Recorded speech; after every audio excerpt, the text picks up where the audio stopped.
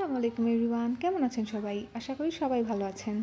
শৌখিন রান্নাঘর ইউটিউব চ্যানেলে আপনাদের সবাইকে স্বাগতম। আজকে আমি রান্না করব সিমের বীজ দিয়ে ডিম ভুনা।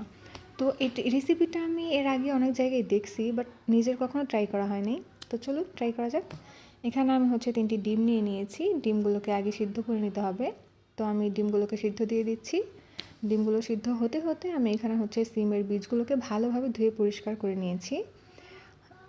সিমের যে খোসাটা থাকে সেটাকে আমি আলাদা করে রেখেছিলাম আগেই। এরপর এখানে আমাদের যেটা লাগবে সেটা হচ্ছে একটি মিডিয়াম সাইজের আলু। এটা আপনাদের পছন্দ মতো কম বা বেশি করে অ্যাড করে নিতে পারেন। তো আমি এখানে আলুগুলোকে কেটে নিয়েছি। এবার আমি বড় সাইজের 2টি পেঁয়াজ নিয়ে নিব। আমি এবার অফ ক্যামেরাতে পেঁয়াজগুলোকে কুচি করে নিয়েছি। তো এই হচ্ছে আমাদের পেঁয়াজ কুচি। তো এখানে আমার সিমের বীজ, আলু এবং পেঁয়াজ কুচি যা যা কেটে নেওয়ার দরকার ছিল আমি সেগুলো সব রেডি করে নিলাম। এরই মধ্যে আমার ডিমগুলো সিদ্ধ হয়ে গেছে। তো এবার আমি ডিমগুলো চুলা থেকে নামিয়ে নেব। সিমের বীজগুলোকে আমি একটু ভাপ দিয়ে নিব যাতে এতে কোনো কাঁচা গন্ধ না থাকে। তো এর সাথে আমি কিছুটা লবণ দিয়ে নিয়েছি পানিতে। এবার আলু এবং সিমের বীজগুলোকে আমি অল্প কিছু সময়ের জন্য 5 থেকে 10 মিনিটের জন্য একটু ভাপ দিয়ে নিব, যেন এটার কাঁচা কাঁচা কোনো গন্ধ না থাকে এবং এটা ভালোভাবে মোটামুটি সিদ্ধ হয়ে যায়। তো এবার আমি এটাকে ঢেকে দিচ্ছি, ততক্ষণে এটা সিদ্ধ হয়ে নেবে। এই মুহূর্তে আমি চুলার আঁচটাকে মিডিয়ামে রেখেছি। তো এখানে আমার ডিমগুলো ছিলে নেওয়া হয়ে গিয়েছে। এখানে আমি সামান্য হলুদ গুঁড়ো, মরিচ গুঁড়ো এবং লবণ দিয়ে ভালোভাবে এটাকে একটু মেখে নিব। তো এখানে আমি এটা ভালোভাবে মেখে নিচ্ছিলাম। তো মেখে নেওয়ার পরে আমরা এটাকে ভেজে নেব। তবে ডিমগুলোকে একটু কেটে নেওয়া ভালো, তাতে ভিতরেও মশলাটা ঢুকতে পারে। এতক্ষণে আমরা যেই সিমের বীজগুলোকে একটু সিদ্ধ হতে দিয়েছিলাম সেগুলো ভালোভাবে সিদ্ধ হয়ে গেছে। এখন আমরা এটাকে চুলা থেকে নামিয়ে নেব। তো এবার আমি একটি কড়াইতে সরিষার তেল এড করে নিলাম। আপনারা চাইলে এখানে সয়াবিন তেলও ইউজ করতে পারেন। তো এবার আমি একে একে ডিমগুলোকে ছেড়ে দেব, যেন ডিমগুলো হালকা হালকা ভেজে নেওয়া যায়। আমার ডিমগুলো ভেজে নেওয়া হয়ে গিয়েছে। এবার আমি ডিমগুলোকে উঠিয়ে নেব।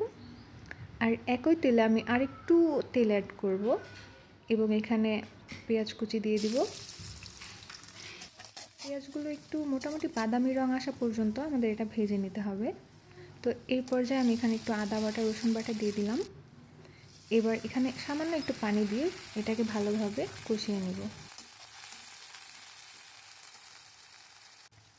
এখন এখানে আমরা শুকনো মরিচ, হলুদ গুঁড়ো এবং লবণ অ্যাড করব। এবার ভালোভাবে নেড়ে সিদ্ধ করে রাখা আলু এবং সিমগুলো এখানে দিয়ে দিব।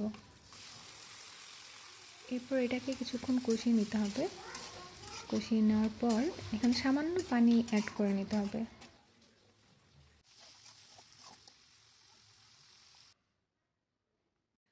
আমার মশলা কষানো কমপ্লিট হয়ে গেছে। এই পর্যায়ে আমি এখানে ডিমগুলোকে দিয়ে দিব। ডিম দিয়ে আমি এটা কিছুক্ষণ ঢাকনা দিয়ে রেখে দিব।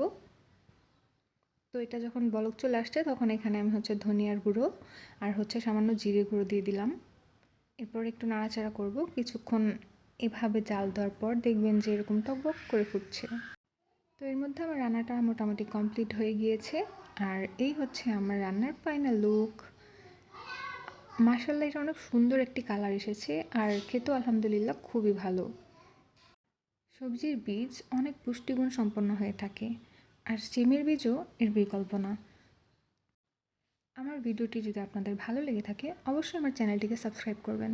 আল্লাহ হাফেজ। আবারও দেখা হবে পরবর্তী কোনো রেসিপিতে।